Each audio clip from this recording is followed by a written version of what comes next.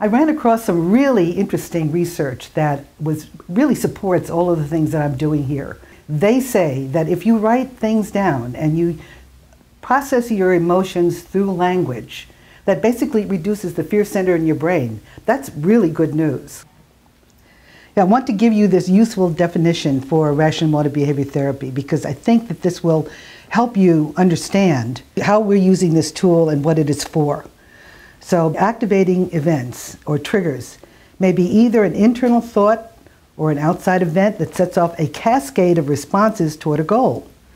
Generally and simply, humans want to have the goal of survival, to be relatively free of pain, to be reasonably satisfied or content throughout their lives. The process of evaluation or interpretation of what that thought or that event means to each individual depends on their past experience and their current ability to interpret those events. This sets in motion the individual's belief about what that thought or that event means to them. I've got some general statements that I've heard over the years that are examples of how we can use this to help begin taming that depression and anxiety that you feel. Okay, we're going to start out, this is a very common one these days because it's very pertinent to what's happening in our world. So we're starting out with the activating event. My son stopped talking to me because I have a different political point of view than he does. And so what that person said to me is that, then I've really cried about this. I've been very sad about this. So if we go down here and we look at the consequent emotions, then we're really going to circle sad, because that's the emotion that the person thinks is generated by this particular statement. Actually, that's not the case. What really happens is that we go through a whole cascade of sentences that we say to ourselves when we hear something like this. And for example, I don't like it that he just stopped talking to me. And then we go on because we're going to say more than one sentence to ourselves. So let's just go right down this, and I'll go down, you can go down this and watch me do this. So it's too bad that he doesn't share my opinion. Okay, I wish that he would be at least reasonable and talk with me about it in a very common way.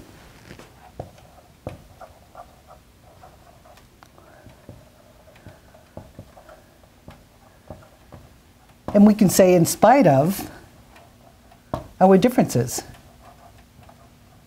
Generally speaking, we don't even stop with this kind of self-talk. What we go on, when the person develops the emotion of sadness, then basically they're probably going on to saying other things to themselves that increase that level of sadness to themselves. So not only that, people will often get into very irrational ideas about, he shouldn't do this with me. He should talk to me.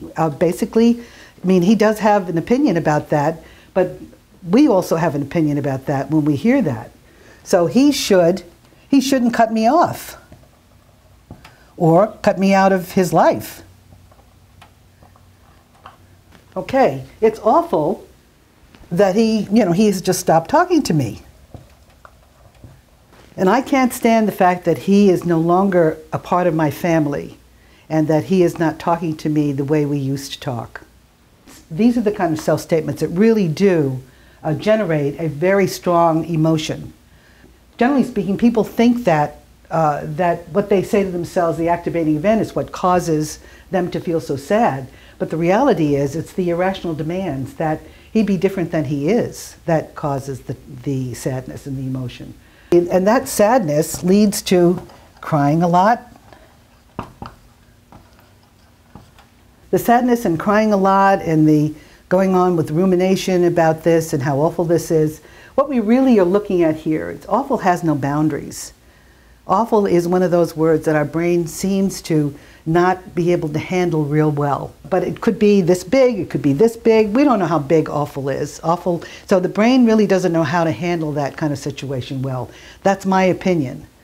Okay, the same thing is about the should. There was another piece of research that was done up in Canada with a Canadian psychologist who maintains that shoulds and shouldn'ts are really criticisms of ourselves and others, that basically we shouldn't be that way, or we basically it's awful and terrible that we are that way. So in any case, but what happens is that this "I can't stand it" that he's cut me out of my family is one that is really very strong. And so each one of these things escalates the emotion and makes everything sadder and sadder and sadder. And so that leads then to crying a lot, or recrimination, or attempts to figure out a way in which to get the son back into the fold. Oftentimes to no avail. So what's different about rational emotive behavior therapy is this. It's the way in which we dispute these irrational demands that we're making on ourselves, or that other people should be the way we want them to be for us. And so when you begin to turn things around and you realize that you are the one who's creating your disturbance and learning how to manage that, that's when things begin to turn around for you. Because this is not really a very nice situation. There's no two ways about that. However, changing things from a demand to a preference or a disappointment, it's disappointing that he made that decision. The "I can stand it," that's one of the things that I really focus on with my clients, because she's still here, she's still standing it, she doesn't like it. And basically she wants it to be different, and that's a desire. But saying that you can't stand it is really not accurate, because she can. So if we do these irrational ideas, but where's the evidence that he should or shouldn't cut me off or out of his life or out of her life? It's awful that he stopped talking to her. I can't stand it that he has cut her out of her family. Then basically, these need to be reduced to preferences. You would prefer that he didn't cut you out of the life, that really it's not awful and terrible, it just is inconvenient, it's disappointing, it's a whole lot of things, but you can stand this. Because basically it's what you tell yourself about this that's going to make the difference. So hopefully, if you are using your disputation to really work that through and work that emotion through, the effect of this would be less sad. And then we're looking at what is the behavior that comes from that effect. Then basically, the mother stops crying, perhaps. The mother begins to recognize that he has choices and he's making a choice of his own, and it's not something you have to like. However, he still is able to make his own choices about that. But you don't have to stay in a depressed state because of that decision. Hopefully that behavior will get to the point of acceptance that he has made a decision that is sad, but it's not the end of the world and you can stand it. But this is how we create our disturbance, in using these kinds of things. And this is what goes on round and round in people's heads. And then they become, as I say, they start crying a lot, they really can't sleep, they begin to have all kinds of other problems because of it. Doing this and learning to reduce this level of emotion is really worthwhile, because it really helps the person get back into living at a much more calmer, accepting level. Rational emotive behavior therapy really has the bottom line desire of helping the person get to acceptance. Acceptance of the situation, accept that this is a challenge, accept that this may not be able to be changed, or may change in the future or not, but nonetheless accepting the facts of the matter. And so that's really the whole ball of wax. And basically we can use this kind of tool to work through a lot of different kinds of emotions, particularly mad and scared. And people who have a lot of anxiety, they say some similar things. The reality is that if you start out with the activating event, you probably could develop sentences that would also generate mad. And then you would stay mad, and then you would continue to think about that and talk about that in your head about that, and continue to be mad, or tell your son off, or do something that might not be really good for you in your relationship. Or you could find scared that you have lost a family member in particular. So you could really do this, use this process to process any of those. And I like to use mad, sad, and scared because they're such basic emotional states.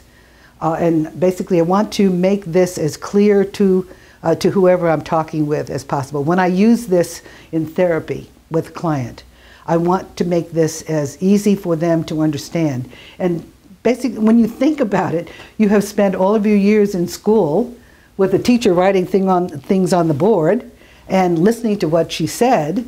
And yes, then when you go into therapy, then all you're doing, you may only be talking. Whereas I really think that this really augments that ability to work things through with a client. And I find that my clients are very pleased at using this kind of tool. So you can do this too. This is something that is, if you practice it, and I can really almost guarantee you that you're going to feel a whole lot better at the end of that. Continue to use this tool so you can learn how to tame depression and anxiety, and so that you can really get better emotional regulation, because you're in charge.